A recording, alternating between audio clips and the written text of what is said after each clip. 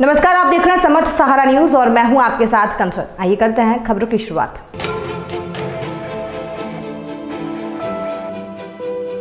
हटा पन्ना राजमार्ग पर आज दोपहर एक सड़क हादसे में ट्रेनी डीएसपी अधिकारी सहित 2 पुलिसकर्मी गंभीर रूप से घायल हो गए, जिन्हें उपचार के लिए सिविल अस्पताल हटा लाया गया, जहां से गंभीर हालत में आरक्षक और पायलट की जिला अस्पताल रेफर किया गया।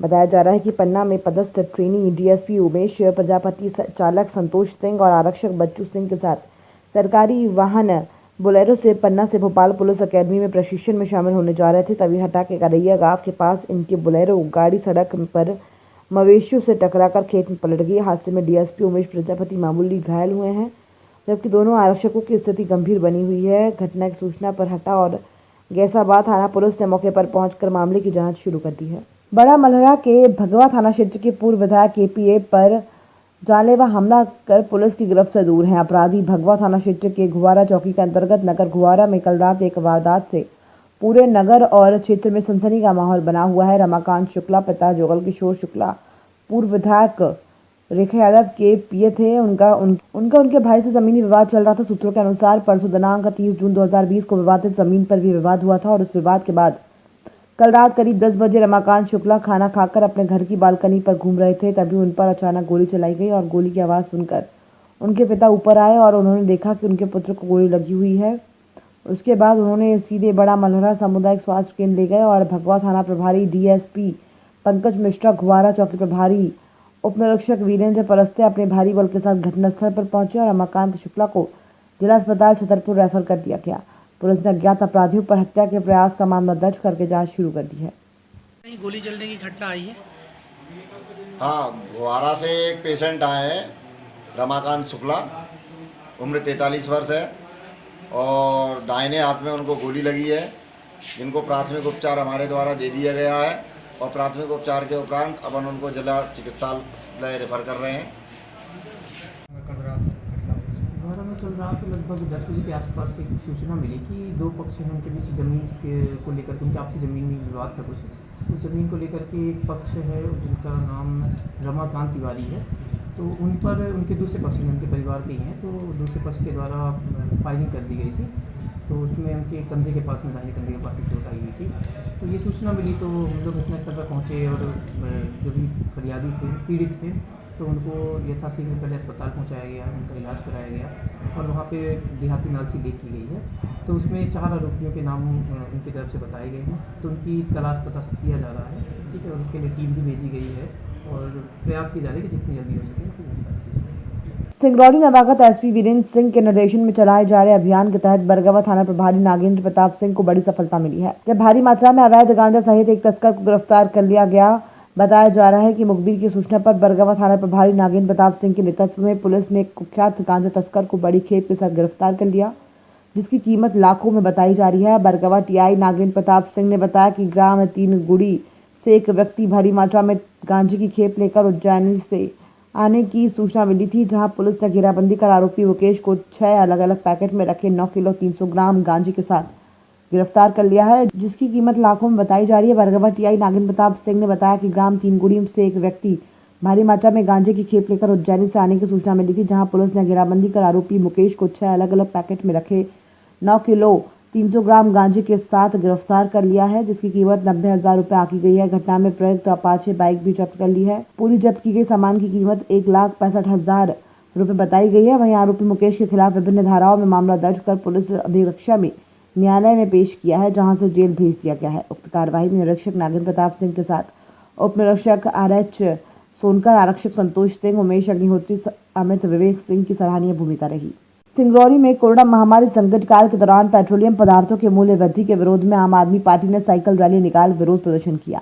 आपने 3 किलोमीटर पैदल चल रैली के माध्यम से शिवराज सरकार की जन विरोधी नीतियों के खिलाफ नारे लगाते हुए कलेक्ट्रेट के लिए प्रस्थान किया। सिंगरौली आम आदमी पार्टी की प्रदेश उपाध्यक्ष श्रीमती रानी अग्रवाल ने कहा कि जिस तरह से पेट्रोल डीजल के दाम लगातार आसमान छू रहे हैं, सरकार को इस मामले की तरफ ध्यान देना चाहिए और संबंधित मामले को लेकर राज्यपाल को बढ़ते हुए दामों को लेकर हस्तक्षेप करना चाहिए।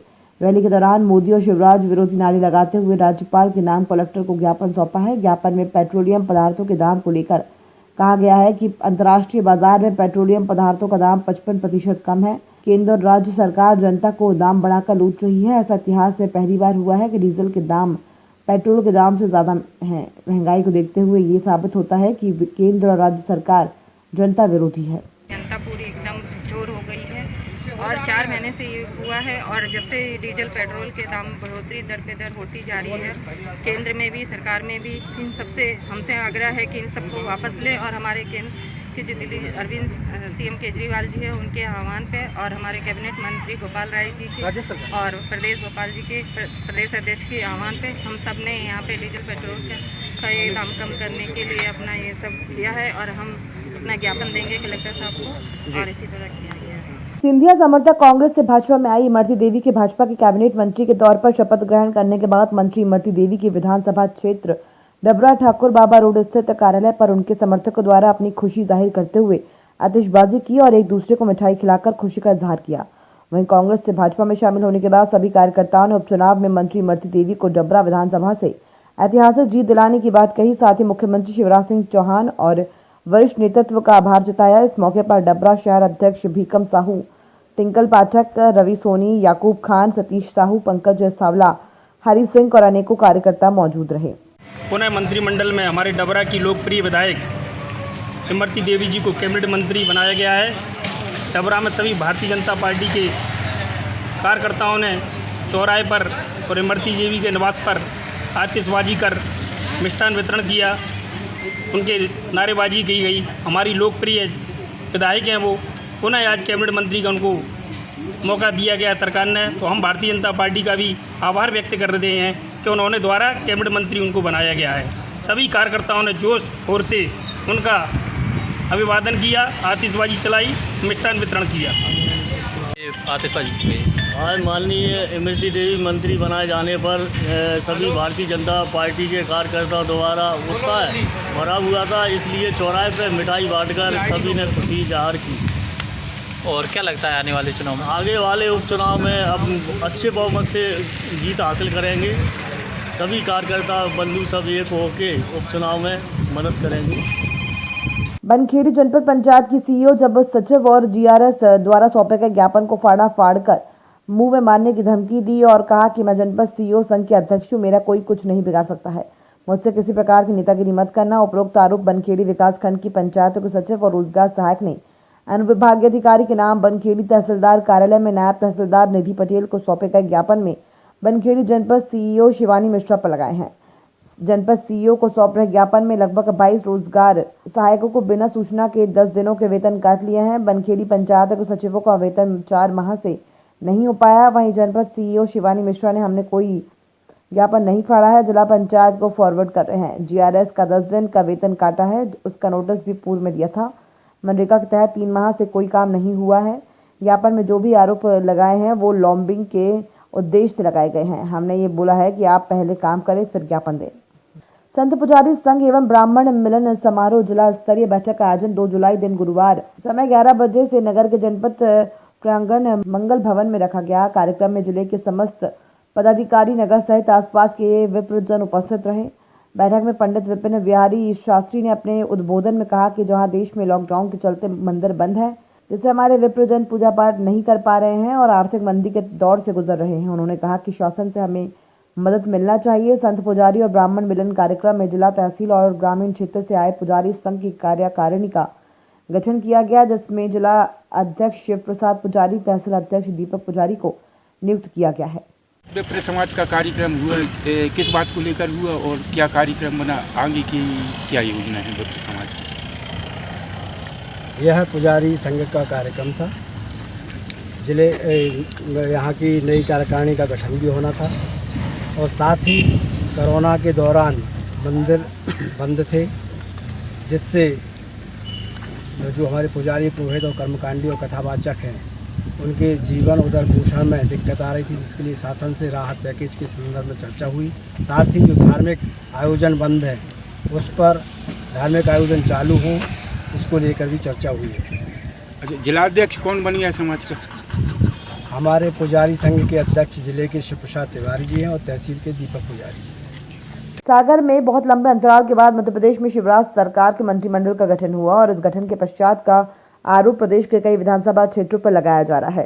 और असंतोष व्याप्त है। अपने नेताओं को मंत्री न बनने के कारण ऐसा ही एक मामला सागर में सागर विधायक शैलेंद्र जैन के समर्थन में कार्यकर्ताओं द्वारा कार्यक्रम किया गया, जिसमें सागर के तालाब चकरा घाट में भाजपा कार्यकर्ताओं, पूर्व पार्षदों और संगठन से जुड़े लोगों ने विरोध प्रदर्शन किया, जिसके अंतर्गत विरोध स्वरूप नंगे शरीर पानी में उतरकर शैलेंद्र जैन विधायक के समर्थन में नारे लगाए और सरकार से संगठन से मांग की है कि सागर के विधायक को मंत्रिमंडल में शामिल किया जाए। बहुत लंबे अंतराल में सागर से किसी प्रकार का कोई प्रतिनिधि मंत्रिमंडल में नहीं दिया गया है।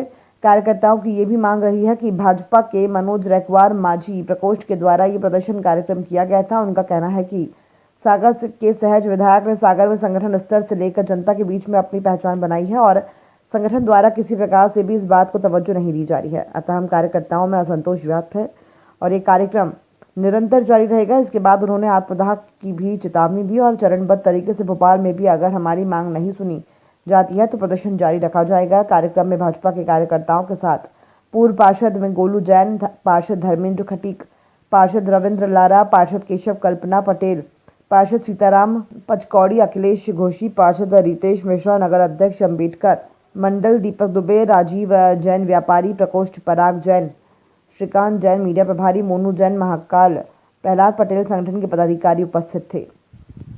कल मंत्रिमंडल के नेता कैसा हो, अगर हमारे सागर के लिए मंत्रिमंडल में कितने दिन की मोहलत दे रहे हैं आप लोग आत्मदाह के लिए? आप बोले कि आत्मदाह करेंगे। निरंतर हम इन कार्यक्रमों अगर हमारी सुनवाई नहीं होगी तो हम लोग आत्मदाह से लेकर भोपाल में भी ये आयोजन जारी रखेंगे। आदरणीय शिवराज जी से भी मिलेंगे और ज्ञापन देंगे कि इस बार देश में छलावा नहीं होगा, सागर के साथ छलावा नहीं होने देंगे। सागर के कार्यकर्ता निरंतर इस लड़ाई को जारी रखेंगे। श्रेष्ठ और श्रेष्ठ भारतीय जनता पार्टी के कार्यकर्ता आज इस सत्याग्रह में आदरणीय सागर नगर के लोकप्रिय विधायक, ऐसे विधायक जो हमेशा जनता के कंधे से कंधे मिला के चलते हैं और सागर के विकास के बारे में निरंतर सोचते रहते हैं, ऐसे विधायक को मंत्रिमंडल में शामिल नहीं किया गया है। उसका शांतिपूर्ण तरीके से हम लोग सत्याग्रह करने आज उनका अपनी बात रखने के लिए भारतीय जनता पार्टी के शीर्ष नेताओं के लिए अवगत कराना चाहते हैं कि सागर नगर की जनता के साथ अब छलावा बर्दाश्त नहीं किया। शिवराज सरकार के 100 दिन पूरे होने पर करकबेल ब्लॉक कांग्रेस ने स्टेट हाईवे सूरवारी चौराहे पर काला दिवस मनाया। भाजपा सरकार की डीजल, पेट्रोल, चीन सीमा विवाद, महंगाई जैसे तमाम जन विरोधी नीतियों को उजागर करने के उद्देश्य से कांग्रेस ने जमकर प्रदर्शन किया। स्टेट हाईवे पर सोशल डिस्टेंस का पालन का जोरदार प्रदर्शन करते हुए कांग्रेसियों ने भाजपा की जन विरोधी नीतियों को उजागर करने वाले झंडे, बैनर, पोस्टर हाथों में ले रखे थे। प्रदर्शन में कांग्रेस के सभी संगठन शामिल रहे। आपको बता दें कि प्रदर्शन के दौरान कांग्रेस नेता तंवर सिंह पटेल, अरविंद पटेल ने शिवराज सरकार के प्रदेश में 100 दिन पूरे करने पर कहा कि जनता के मताधिकार का अपमान करके अलोकतांत्रिक सरकार बनाई गई है। प्रदर्शन में शामिल दीपराज द्विवेदी, आईटी सेल अध्यक्ष, ने कहा कि भाजपा ने प्रदेश के जनतंत्र की हत्या की है। आने वाले उपचुनाव में जनता ही जवाब देगी। खबरों में फिलहाल इतना ही और भी खबरों के लिए आप देखते रहिए समर्थ सहारा न्यूज़।